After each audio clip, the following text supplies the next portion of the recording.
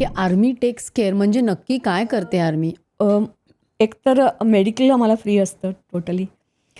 जर battle casualty असेल तर त्याचा लास्ट प्रकार जो असतो तो बायको असेल तर प्रोटेक्ट केला जातो.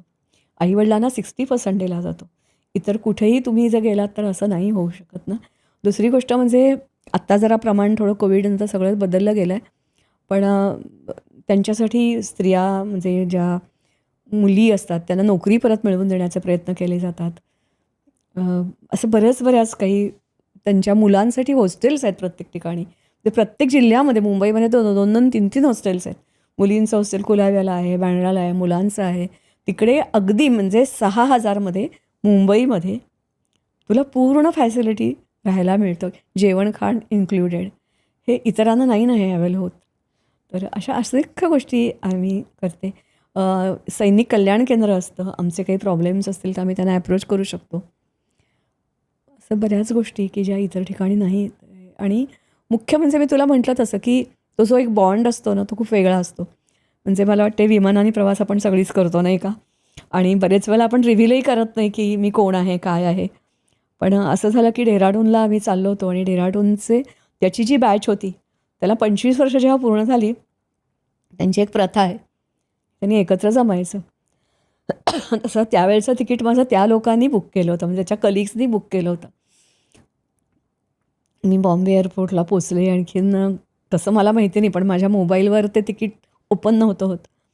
तर त्या मुलीने मला विचारलं, नाव काय मॅडम, तुम्ही काय शोधताय? तर मी तिला म्हटलं, गं काहीतरी माझा घोळ झाला आहे गं, मी काही एवढी टेक्नोसावी नाही. तर ती म्हणाली, नाव काय तुमचं सांगा मला. तर मी म्हटलं अनुराधा गोरे. तर ती मला म्हणाली, थांबा थांबा, तुम्ही काही इथे थांबू नका, चला माझ्याबरोबर.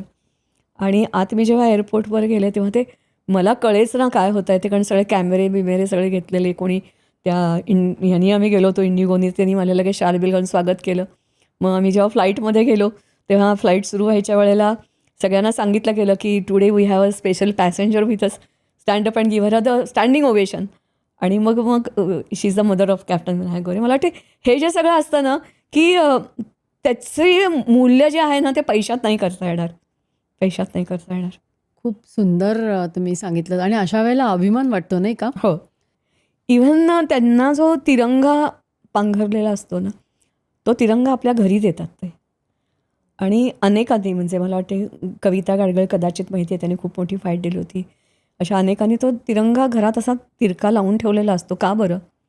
तो तिरंगा सिम्बॉलायझेस की तिरंगा नेहमी असा आहे ना, तो असा का झाला?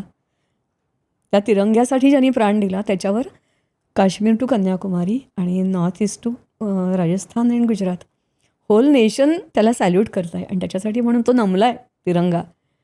तर हा जेव्हा आपल्याला अर्थ कळतो ना तेव्हा त्या तिरंग्याचं मूल्य आपल्याला कितीतरी मच मोर दॅन नॉर्मल तिरंगा असं वाटायला लागतं. अशा असंख्य गोष्टी आहेत. आणि मला असं वाटतं की जेव्हा आपण ह्या गोष्टी सांगू ना तेव्हा तरुण पिढीचा लष्कराकडे बघण्याचा दृष्टिकोन बदलेल चिकार. तुम्हाला असं वाटतं का की काही काही देशांमध्ये म्हणजे सिंगापूरमध्ये वगैरे कंपल्सरी असतं येस. 2 वर्ष काम करायला हवं, तसं आपल्या देशात व्हावं का आणि घडेल का? घडेल का ते नाही सांगता येत. कारण व्हायला हवं.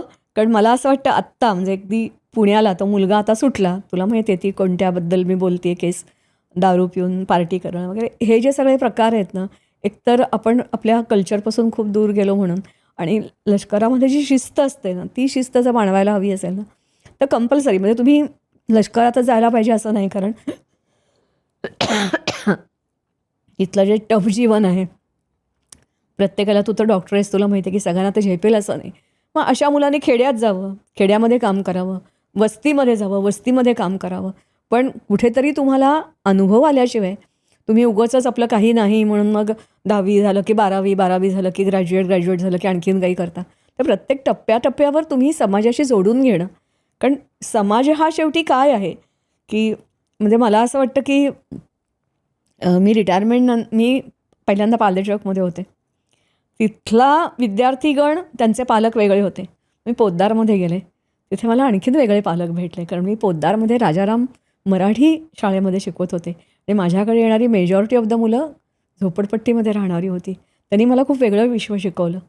तिथून मग मी रिटायर झाल्यानंतर मग मी पहिल्यांदा परांजपेमध्ये बॉटम 30 मुलं घेतली की येत नाही असं कसं, म्हणजे it was a shock for me, येत नाही कसं. कारण पोद्दारमध्ये मी ते बघितलं होतं की 5वीत माझ्याकडे मूल येत आहे पण लिहिता वाचता येत नाही. So I started that project. आणि मग त्या परांजपेमध्ये माझ्या परत वेगळ्या प्रकारचा सगळा माहोल समोर आला. आणि गेली काही वर्ष मी आता त्याच्यानंतर सायंटिफिक टॉईज शिकवते मराठी मीडियमच्या शाळेमध्ये. इंग्रजी माध्यमाच्या शाळेमध्ये मी फक्त शिबिरं घेते. त्यावेळेला मला जी मुलं आत्ता मराठी माध्यमात जी शिकत आहेत ती दिसली की मला आणखीन वेगळं काहीतरी शिकायला मिळतं. कारण गेल्या वर्षी अशी मला मुलं मिळाली, मुंबईतली मुलं की ज्यांनी सूर्योदय कधी बघितलेला नाही, सूर्यास्त बघितलेलाच नाही. जे आश्चर्य आहे ना, की कारण सूर्योदय व्हायच्या नंतर ते उठतात, सूर्यास्त होतो तेव्हा ते एक तर शाळेत असतात किंवा घर अशा ठिकाणी असतं की त्यांना सूर्य कधी उगवतानाही दिसत नाही, मावळताना दिसत नाही. म्हणजे अशी जर स्थिती असेल तर मग मला ते नवीन काहीतरी, मग मी मुद्दाम त्याच्यावर व्हिडिओ केला. मग त्याच्यावर असं एक आम्ही हे बनवलं की उगवता सूर्य कुठे आहे, मग तो पूर्वेला असतो, मग त्याचा रंग कसा असतो. मग माझ्याकडे पंच आहे त्याच्या साह्याने मग मी एक लँडस्केप बनवून घेतलं प्रत्येक मुलाकडून. सो हे सगळं वेगळं वेगळं जग आणि वेगवेगळं जग आहे. पण ते जग आपल्याला जोपर्यंत कळत नाही ना तोपर्यंत खूप आपण अज्ञान, आपल्याला कळत जातं की आपण किती अज्ञानी आहोत. ते जसजसं आपण नवीन नवीन जग बघतो. आता तर माझं जग आहे तर मला खेड्यातली लोकं, त्यांचा अशिक्षितपणा, आदिवासी, टोटल भ्रमनिरास. मग तिथे गेल्यानंतर मला जाणवतं की अरे माझ्या म्हणजे आधी बोर्डात आलेल्या मुलाला पण जमणार नाही ते काम सहजपणे ते आदिवासी मुलगा फटफट फटफट फटफट करतोय. कारण त्याला संधी मिळाली नाही. पण प्रत्येकाकडे 2 व्हीलर आहे, 4 व्हीलर आहे, त्याचं छोटी छोटी जमीन असली तरी तो खूप छान त्याला माहिती आहे. आणि अतिशय वेगळ्या प्रकारचं जीवन ते लोकं जगत आहेत. पण रिच कल्चर आहे त्यांचंसुद्धा. तर मला असं वाटतं की देवाने मला खूप भरभरून काही काही आयुष्यात दिलं आणि असं वेगवेगळ्या प्रकारचं जग बघायची मला संधी दिली. सातारचं वातावरण वेगळं. मग मी शिवाजी पार्कला गेले.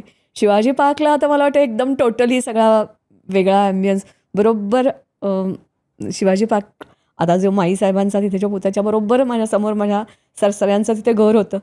आणि समोर सगळं म्हणजे तर सगळाच तो भाग सगळा वेगळा होता. खूप व्हरायटी आणि व्हेरीड लाईफ मी जगले.